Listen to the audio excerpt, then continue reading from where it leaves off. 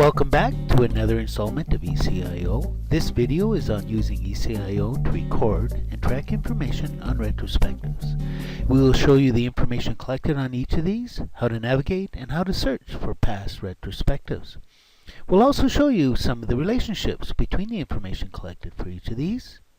The value prop for having a database of information on each retrospective is that it's searchable and decisions can be found on past retrospectives, ensuring full traceability between the retrospective and any action items as a result of them.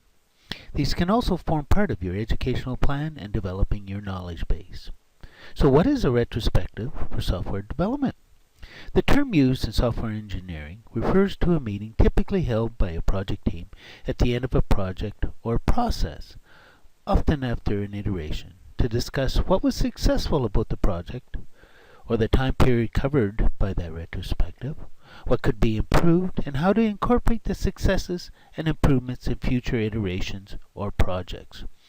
Retrospectives can be done in many ways. In agile development, retrospectives play a very important role in iterative and incremental development. At the end of each iteration, a retrospective is held to look for ways to improve the process for the next iteration. Scrum calls this sprint retrospective. We will show you how to do this in a separate video. We've purposely tailored the pull-down menus in eCIO for those entities that strictly pertain to retrospectives.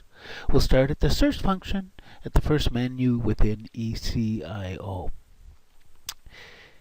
And we'll bring out retrospective. And we'll search for, we know there was a retrospective on tablets, an implementation of tablet software. So we will do a search on tablets. And we see that there's a series of retrospectives that were done on each of these. Most of the menus I think we've talked about in previous videos. And but we want to validate which tablet retrospective we wanted to go through, because some of these could be linked to other retrospectives. So if we go to our tree view and bring that up, we can see that we've got a series of retrospectives here from the master, some in the business areas, some in the IT, that all kind of roll up into the master retrospective. So we will go to the master, which is retrospective number 2, bring that screen up. And so now we're at the retrospective profile. Most of these, I think we've talked a little bit about the menus, but to quickly go through them: preview, import, export. If we want to go specifically to a specific retrospective, then we can kind of go to do the go-to. If we want to do another search, we could do that. If we wanted to duplicate this one, save ourselves some effort, there's some quick adds, new, if we wanted to enter in a new retrospective in this particular case. So this is some of the information we've collected on it. There's a number of different ways within ECI to report on these things, depending upon how how dynamic you want to approach the event. So what we will do here is, so this is the data retrospective. A lot of this project, that there's actual registers. We'll show you a little bit about how these tie in together. A lot of narrative on each of these.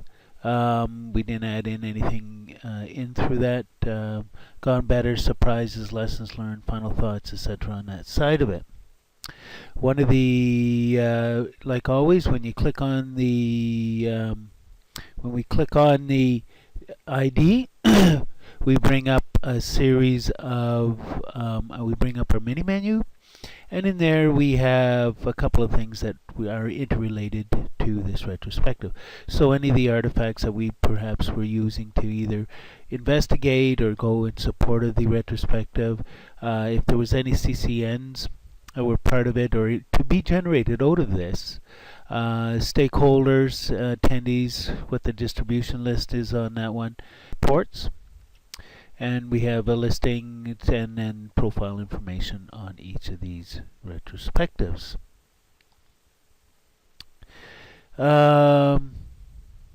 If we go back to our profile, we can go and we can look at just double clicking on each of these entities will bring up the tombstone or profile information for each of these. So if we click on project, it'll bring up our project information, and there was a video on this one and how you can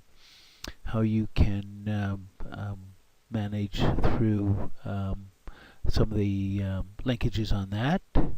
For events, if we want to, because if this retrospective is tied to events or a series of events, this kind of collects all that information, date, times, etc. on that side of it. If there was anything else that happened to have on that, and there's going to be a separate video on these events. But what we'd like to do is look at how do we track action items. So we know there was, and this is not the one we wanted, so we know we wanted to try to go into actually the retrospective on QSC deployment.